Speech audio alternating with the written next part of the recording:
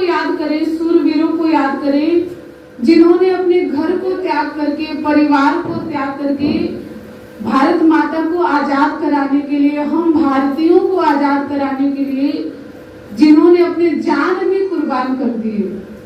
और ऐसा नहीं है कि केवल देशभक्त ही इस आजादी में शहीद हुए। इस आजादी में अनेक धर्म गुरुओं ने, अनेक विश्व गुरुओं ने भी अपना बलिदान दिया। 10 बादशाह का जो इतिहास आता है, 10 बादशाह में गुरु तेग बहादुर जी का इतिहास आता है। गुरु तेग बहादुर जी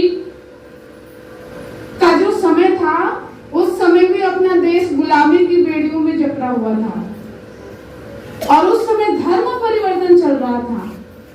मुगल जो थे वो धर्म परिवर्तन करा रहे थे, हिंदुओं को मुसलमान बना रहे थे।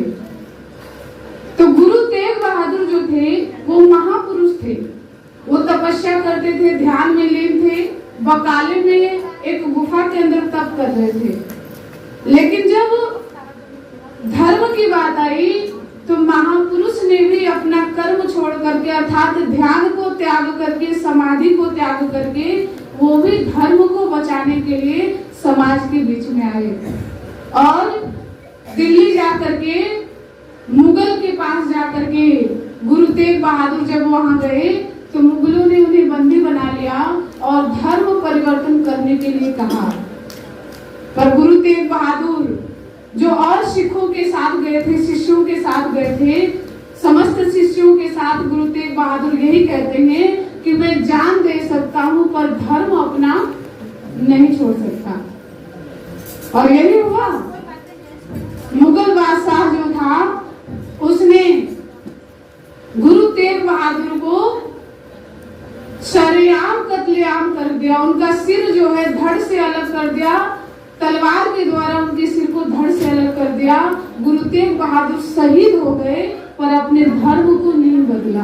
पर आज भारत में क्या हो रहा है, हम स्वयं विचार करके देखें। हम स्वतंत्र भारत में जी रहे हैं, पर क्या सचमुच में हम स्वतंत्र हैं? एक स्वतंत्रता बाहर की है, आप देश दुनिया में कहीं भी जा सकते हैं, पर एक स्वतंत्रता महापुरुष दिलाते हैं, मन की स्वतंत्रता। मन के अगर हम अधीन हैं तो हम परतंत्र हैं। हम मन के गुलाम हैं तो हम स्वतंत्र नहीं हैं। और महापुरुष हमें स्वतंत्र जिंदगी दे रहे हैं। स्वतंत्र कैसे होना चाहिए, स्वतंत्रता किस रूप में मनानी चाहिए, ये हमें महापुरुष सिखाते हैं। अगर हम स्वतंत्र भारत में रह करके भी मन के अधीन हैं तो वास्तव में हम गुलाम ही हैं। तो आइए इस स्वतंत्रता दिवस पे हम एक संकल्प लें कि जो हम मन के गुलाम बने हुए हैं, हम इस मन की गुलामियों की बेड़ियों को भी तोड़ देंगे और हम निश्चित रूप से स्वतंत्र होंगे। जब मन हमारे अधीन होगा तो निश्चित रूप से हम अपने जीवन में भक्ति के लक्ष्य को प्राप्त करेंगे। श्रीहंस जी महाराज जी के समय में भी अपना भारत गुलाम था। सब जगह अणु बम बनाए जा रहे थे, बड़े बड़े हथियारों का निर्माण हो रहा था, बड़े बड़े बम का निर्माण हो रहा था। एक देश दूसरे देश को बर्बाद करने में तुला हुआ था। उस समय श्रीहंस जी महाराज जी पैदल जा करके, नंगे पांव जा करके, बैलगाड़ी की यात्रा करके, चने चबा करके, भूखे रह करके श्रीहंस जी शांति बम का निर्माण कर रहे थे।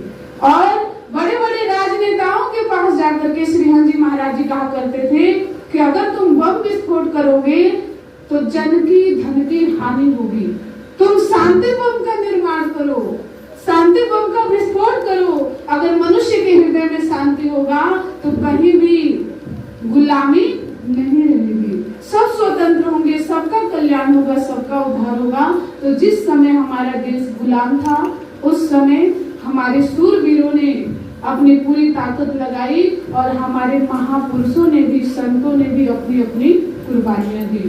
तो आज ये इतना पावन, इतना महान दिन है जो हम आज शूरवीरों को भी याद करते हैं और उन महान संतों को भी याद करते हैं जिन्होंने उस समय में शांति बम का निर्माण किया।